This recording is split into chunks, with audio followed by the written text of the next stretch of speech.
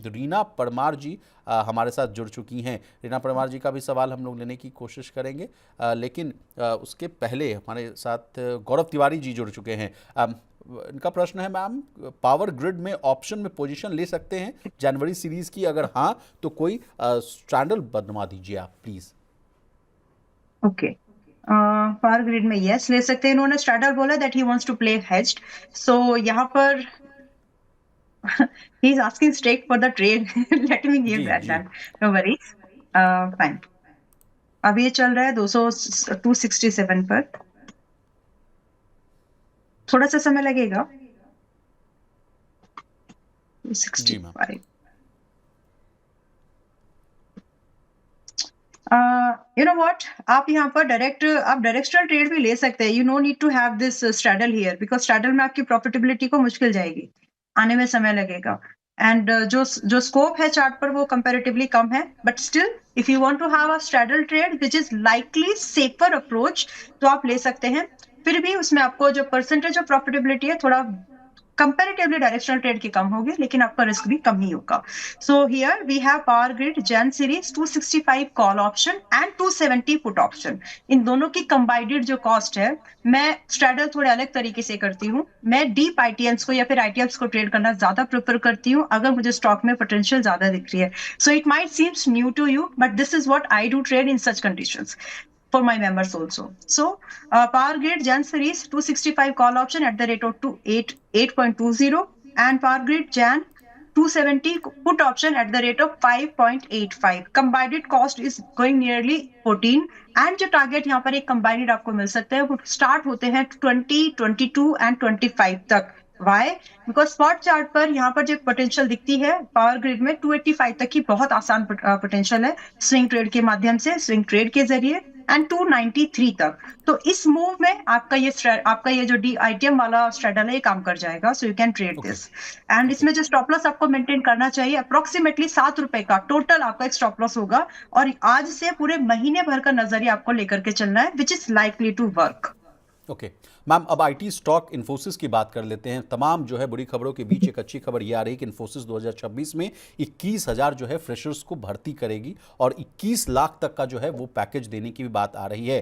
Programmer engineer के लिए जो है 4 स्लैब्स में जो है सैलरी को बांटा गया है। मेरे पास डेटा है। डिजिटल स्पेशलिस्ट इंजीनियर यानी जो ट्रेनी वाला पार्ट है उनको 7 लाख का पैकेज ऑफर किया जाएगा। स्पेशलिस्ट प्रोग्रामर L1 इसमें 11 लाख सालाना की सैलरी मिलेगी। स्पेशलिस्ट प्रोग्रामर L2 लेवल पर जो है 16 लाख का पैकेज, और स्पेशलिस्ट प्रोग्रामर L3 जो है उनको 21 लाख सालाना की पैकेज मिलेगी। तो अंबाला मैम, तमाम हम लोग जो आईटी स्टॉक्स को डिकोड करते थे तो कहते थे कि देखिए 12,000 लाखों लोगों की जो है नौकरी से निकालने की बात कही जा रही थी, छटनी होने की बात कही जा रही थी, लेकिन नए साल जो है उम्मीदों भरा आने वाला है मैडम।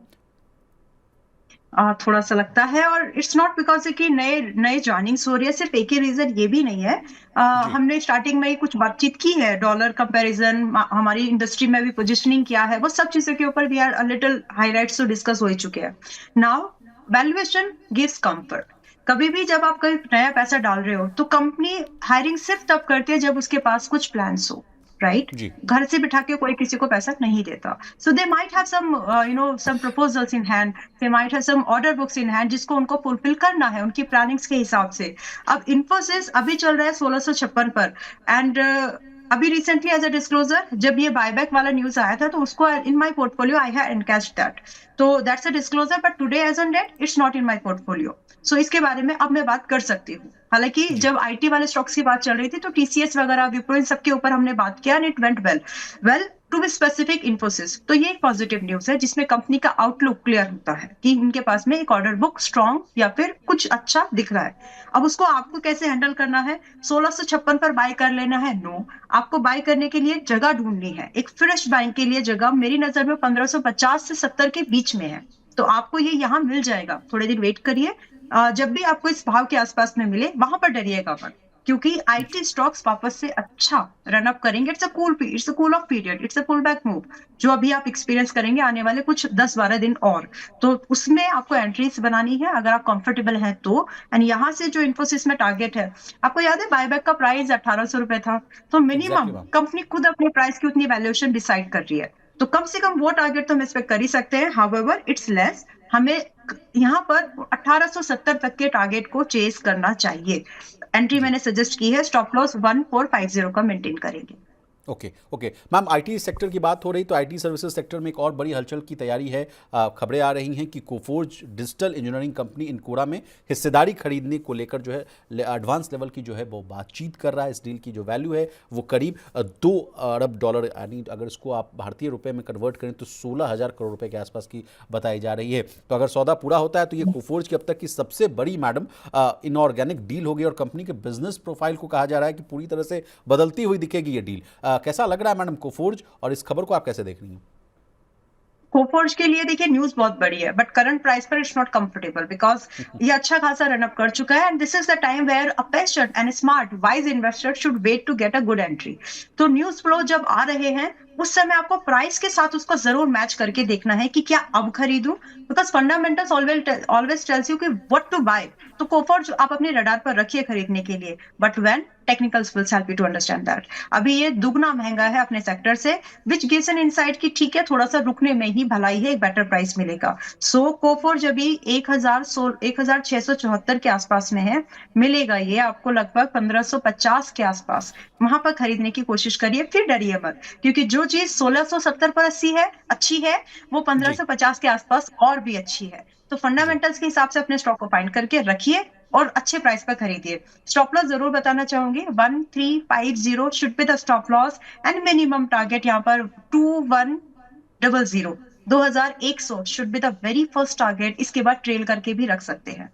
जी जी। तो आप वैल्यूएशन बाइंग की जो है वो आप तस्दीक करते हुए कह रही हैं कि अगर हाई लेवल्स पे ना फंसिए, कुछ अगर जो है डाउनफॉल आए तो वहाँ जाकर आप निचले स्तर पर अच्छी खासी आप खरीदारी कर सकते हैं। अब मैडम, अब जैसे जी डिफेंस सेक्टर को लेकर हम लोगों ने डिस्कस कर लिया आज के शो में, अब एक रेलवे स्टॉक्स को लेकर भी रेलवे सेक्टर को अगर आप ओवरऑल देखिएगा तो मैम लगातार जो है आज 5वें दिन भी जो है वो तेजी देखने को मिल रही है। आज RVNL, रेल टेल, अगर आप IRFC देखिए, इरकॉन इंटरनेशनल, तमाम शेयरों में जो अच्छी खासी तेजी देखने को मिल रही है। कहा जा रहा है कि एक तो बड़ा फैक्टर है कि आज से जो है जो किराए वाली जो बढ़ोतरी वाली जो खबर आ रही है मैडम, कि AC और नॉन AC ट्रेनों में जो है 2 पैसे प्रति किलोमीटर की जो वृद्धि की गई है। आज से 215 किलोमीटर से अधिक की अगर आप दूरी की यात्रा जो अगर आप तय करते हैं तो उनके जो प्राइसेस में है उनमें बदलाव किया गया है, तो वहाँ से लगता है लागू भी हो गया। तो एक तो फैक्टर ये है मैडम। दूसरा फैक्टर ये है कि मैं तमाम जो है पिछले अगर 1-2 साल से मैं अगर देख रहा हूँ, बजट को कवर कर रहा हूँ मैम, तो जब भी बजट की सुगबुगाहट होती है उसके पहले तमाम जो भी हैं रेलवे स्टॉक्स हो, डिफेंस स्टॉक्स हो, या जितने भी जो PSU स्टॉक्स हैं उनमें तेजी आ जाती है। क्या मेरी ये बात सही है या इसमें कोई गलत है तो आप मुझे करेक्ट कीजिए प्लीज। ये बात सही है, और जैसे जैसे क्वार्टर कंप्लीट होता है तब भी डिविडेंड ओरिएंटेड बात भी होती है, कहीं ना कहीं जी उस समय भी बाइंग होती है जहां पर, और साल के अंत वाला जो समय होता है जब बजट भी आना हो तो वहां पर मोमेंटम थोड़ा सा और स्ट्रांग बनता है। ये पहले भी देखा गया और हर बार ऐसा रिपीट होता है मोस्ट ऑफ द केसेस में। बट मैं अभी सबसे पहले एक बात और ये भी बोलना चाहती हूँ कि आपके चैनल के थ्रू भी हमने बहुत सारे PSU स्टॉक्स अभी पिछले कई हफ्तों से कवर करना शुरू किया, and they work very well. चाहे उसमें आप ओके इरकॉन को लीजिए, RVNL को लीजिए, या फिर IRCTC को लीजिए। अपनी पसंद के स्टॉक, मैंने बोला था कि 7-8 स्टॉक्स है, अपनी पसंद के स्टॉक में पैसा लगा सकते हैं और सभी स्टॉक्स ने अच्छा परफॉर्म भी किया है। Some stocks working trading like 10-12% today also, आज के जी इंट्राडे की बात करें तो। But the question here is, क्या खत्म हो गया ये मूवमेंट या फिर अभी भी यहाँ से एक मूवमेंट बाकी है? सो विशाल जी, ये एक आज के डेट में पैसा डालने वाला वो गलती नहीं कर रहा है जिसने टॉप पर बाय किया था। दोनों की एंट्री में प्राइस में बहुत डिफरेंस है। आप आज एक गिरे हुए स्टॉक को, गिरा हुआ मतलब अच्छा खासा डिस्काउंटेड स्टॉक को एक अच्छे प्राइस पर खरीदने की कोशिश करें, जिसमें अपसाइड की मूवमेंट एंड पोटेंशियल टाइमिंग आपके फेवर में जा सकती है। सो अगर आप इन स्टॉक्स में पैसा लगाने का प्लान कर रहे हो, बी लिटिल कॉशियस। रीजन एक है कि आप थोड़ा सा लेट एंटर कर रहे हैं उनके मुकाबले जिन्होंने पिछले हफ्ते 15 दिन पहले एंट्री बनाई है, and I was one of them कि मैंने ये स्टॉक्स रेकमेंड किए थे। अभी जी आप पैसा लगा सकते हैं, लेकिन एक्सपोजर थोड़ा सा आधा करके लगाइए, सो दैट अगर ये स्टॉक 10-15% गिरे, विच इज इट्स नेचर, इनका नेचर है कि इतना करेक्ट करके चलते ही है, तो आप उसमें थोड़ा बहुत एडिशन कर सके, सो दैट आपका एवरेज प्राइस बेटर बने और आप इनको हफ्ता, 10 दिन, 3 महीने तक का एक व्यू बना करके होल्ड कर सके। अभी इन सभी स्टॉक्स में लाइन से 10 से 25% की अपसाइड पोटेंशियल अभी भी बाकी है, अगर हम 4-5-6 महीने की व्यू की बात करें तो। मैम अब कुछ व्यूअर्स के सवाल ले लेते हैं। गुड आफ्टरनून मनी 9, आई जी have Hind copper. Hind copper है मैडम, 1000 शेयर्स हैं, 370 की खरीद है। Please let me know the target for the profit booking. 370 की खरीद है Hind copper. First of all congratulations जी and I mean it's a good entry that you made, but अभी this is the time and you should trail it. जहां पर आपको secure करना profit को, वो ज्यादा इंपॉर्टेंट है रादर कि आप नए प्रॉफिट में इसमें चेज करें। हालांकि अगर मेरे 1 साल का, मैंने एक बहुत स्पेशल डेडिकेटेड वीडियो इन स्टॉक्स के ऊपर बनाई कि जो दिसंबर 25 में हम कौन से ऐसे स्टॉक खरीदे जो दिसंबर 26 तक हमको अच्छा रिटर्न दिला सके, तो हिंद कॉपर, हिंद जिंक, उसमें से कुछ स्टॉक्स मैंने इंक्लूड किए हैं। 5 स्टॉक्स थे, उसमें से 2 ये है। हिंद कॉपर अभी भी मजबूत है। स्टॉक में हम बात कर चुके हैं इसके बारे में कि क्यों ये मजबूत रहेंगे 1 साल और 1.5 साल और, तो वो जी डिस्कशन एक लंबा अलग डिस्कशन पॉइंट है। जी मैम, बट टू मैं बी चाह भी रहा स्पेसिफिक था कि हम क्या हमारा मैडम करें। कि कमोडिटीज सेगमेंट को भी मैं थोड़ा टच करूं। गोल्ड सिल्वर को लेकर भी खबरें आ रही थी आज की। अगर मैं सिल्वर की बात करूं मैडम, तो आज तो एकदम जबरदस्त। चांदी एक दिन में 13,117 रुपये महंगा हो गया है। सोने की अगर बात की जाए तो वो भी आप देखिए 1.38 जो है वो लाख के आसपास आता हुआ दिख रहा है। 1,38,000 के पार चला गया है। ऑल टाइम हाई दोनों जो है जो कमोडिटीज जो है ऑल टाइम हाई के आसपास हैं। 2,32,000 के आसपास जो है चांदी चला गया है, और सोना जैसा कि मैंने आपको कहा। और इसके अलावा कमोडिटीज सेगमेंट की मैं बात करूं तो तांबा देख लीजिए, प्लैटिनम देख लीजिए मैडम, तमाम जितने भी जो कमोडिटीज है उसमें आग लगी हुई है। एक दो उत्तर मैं आपसे जानना चाहता हूं मैडम, क्यों लगी हुई है आग? सप्लाई डिस्ट्रप्शन है और भारत में सिंपल से एक है। अच्छा, मुझे याद भी आ गया कि पिछली बार हम जो प्राइम शो में जुड़े थे उस समय एक छोटा सा एग्जैक्टली पुल मैम। बैक, अभी मुझे बहुत अच्छे से याद आ गया। तो मैंने बोला था अभी मुझे पूरा अच्छे से वो याद आ गया कि ये जस्ट एक पुल बैक है, वापस से नए हाई बनेंगे एंड 2 लाख के ऊपर, आई गेव दैट वर्ड, ये जाएगा। और मतलब ये 2,20,000 जाएगा, वो 2.25 लाख तक का एक ऐसा मतलब डिस्कशन हुआ था। 2 तो जाएगा ये बात पक्की की थी हमने, लेकिन 2,30,000 जाएगा, दिसंबर में ही जाएगा, इतनी जल्दी एक्सपेक्टेशन मैंने भी नहीं की थी। मैम और ग्लोबल ग्लोबल ये जो ब्रोकरेज हाउस पूरा की तो रिपोर्ट्स ये भी कह रही है माला मैडम कि 3 लाख के भी पार जा भाई, सकता है सोना। यस यस, उसका सोना चांदी बोला है शायद। जी जी जी।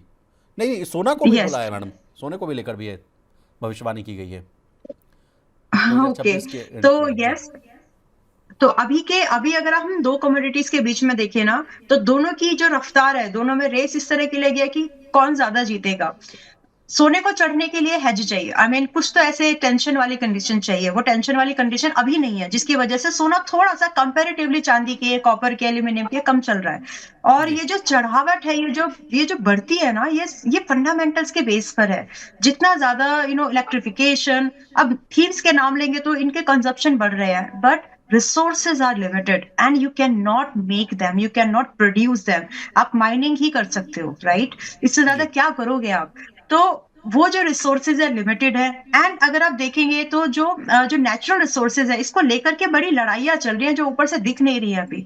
हर कोई, चाहे वो किसी भी प्रोडक्ट को लीजिए, हर कोई कंट्री या हर कोई इकोनॉमी स्पेसिफिकली जो माइनिंग वाले प्रोडक्ट्स है उनको ओन करने की, उनको रूल करने की कोशिश में है।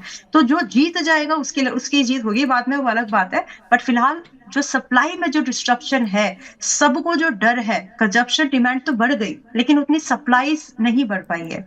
और उसी का चलता यही रीजन है कि जहां सप्लाई में थोड़ा डिस्ट्रप्शन आता है, वहां पर मैं भी अपने पास होता है ना, जो जमाखोरी करना, मतलब रख लेना, पता नहीं राइट वर्ड है कि नहीं, बट थोड़ा स्टोरेज कर लेना, वो चीज है यहाँ पर, और वो चलेगी। क्योंकि अचानक से आप कहीं से कोई नया रिजर्व ला करके, माइनिंग करके, प्रोडक्ट बनाना, उनको प्रोड्यूस फाइनल प्रोडक्ट में डाल के मार्केट में सप्लाई करना, it takes lot of years. Immediately supply को मीट करने में प्रॉब्लम है। और इसीलिए जो आपने शुरू में बात भी की थी ना, कि महंगाई क्यों फर्क पड़ेगा, क्यों हमारे एक्सपोर्ट महंगे हो सकते हैं, ये सब रीजन है। जितनी ज्यादा कमोडिटी महंगी होगी, उतनी ज्यादा हमारे लिए हमारी कॉस्ट महंगी होगी। सो इट्स जी ऑल लाइक एक से एक चेन लिंक है ये पूरा। सो अभी भी ये मेटल्स स्ट्रांग ही रहेंगे, इसमें कोई दो राय नहीं है। अगर मैं ये बोलूं कि निफ्टी ईटीएफ या इंडेक्स ईटीएफ ज्यादा अच्छे परफॉर्म करेंगे, या फिर ये हमारे commodity will win for the next 1 and 2 years। Okay okay. तो मैम अब नेक्स्ट सवाल है शंकर सिंह साहब का। इनका सवाल है ABFRL पर 82 की खरीद है, 1200 शेयर्स हैं मैडम। 1200 शेयर है एंड खरीदी कितने की है इनकी? 82 82 82. Okay. So do you have a view for another 3 quarters? If yes, ma'am try to add some. ये बता नहीं रहे मैडम, बोल रहे शेयर एवरेज करे, होल्ड करे कि एग्जिट करे, प्लीज राय दे दें। यस, मैंने वो उस चीज को समझते हुए मैं ये बताने की कोशिश करूंगी कि आप अगर आपका नजरिया अप टू 3 quarters है, try to add something here and I request you, in fact a sincere suggestion, maintain stop loss at 67. 66 रुपए का स्ट्रिक्ट स्टॉप लॉस लगाओ और यहाँ पर आप एक एग्जिट एवरेज वाला ढूंढिए जिसमें कि एवरेज एग्जिट आपका 94 पर एक बनेगा मिनिमम फर्स्ट टारगेट। उसके लिए तो आप बिल्कुल होल्ड कर सकते हैं। इसके बाद अगर आपका प्रॉफिटेबल मार्जिन रहता है, थोड़ा कुशन रहता है, तो फिर आप 100 तक के लिए, 105 के लिए भी इसको रख सकते हैं। So averaging is something that you can do in it as of now, ताकि आपका एग्जिट जल्दी मिल सके, अदरवाइज थोड़ा सा प्रॉब्लम जाएगी। तो ज्यादा रिस्क ना लो, लेकिन थोड़ा बहुत एडिशन कर सकते हैं, एवरेज कर सकते हैं। ओके, नेक्स्ट सवाल है मैडम जी। इनका ट्राइडेंट पर। वो 30 रुपए के आसपास इन्होंने खरीद रखा है, 500 शेयर्स हैं। ट्राइडेंट, अच्छा, हिंद कॉपर पर व्यू रह गया, हिंद कॉपर खरीदिए। जी प्लीज अभी बता जब दीजिए मैडम। कमोडिटी की 1000 बात हो शेयर्स गई थे है तो 370 के आसपास। हाँ, हाँ, तो अभी मैं भी आपका कमोडिटीज ट्रेलिंग जो वाले है सेगमेंट में फंस गया। वो मेरे पोर्टफोलियो में आज की डेट में 36% वेटेज कमोडिटी पे है। तो खैर, अभी है, हाँ, 425 रुपए का एक ट्रेलिंग जरूर लगा लीजिए ताकि आपका अच्छा खासा प्रॉफिट आपके सिक्योर हो जाए। And it is the race for the 520 से लेकर के 600 की रेस है ये, रख लीजिए। जी, and then we will move to Trident 30 की खरीद, ट्राइडेंट 500 अभी शेयर्स। 26 रुपए। जी, इनकी बाइंग्स कितने की मैंने मिस कर दिया 30 की है विशाल मैम, जी? 30 की है, 500 ओ शेयर्स हैं। God, okay. इसमें एवरेजिंग तो करने के लिए मैं सलाह नहीं दूंगी अभी। It's not something that you can average. आप स्टॉप लॉस जरूर रख लीजिए, अगर हिट हो जाए तो दुख मत करिएगा।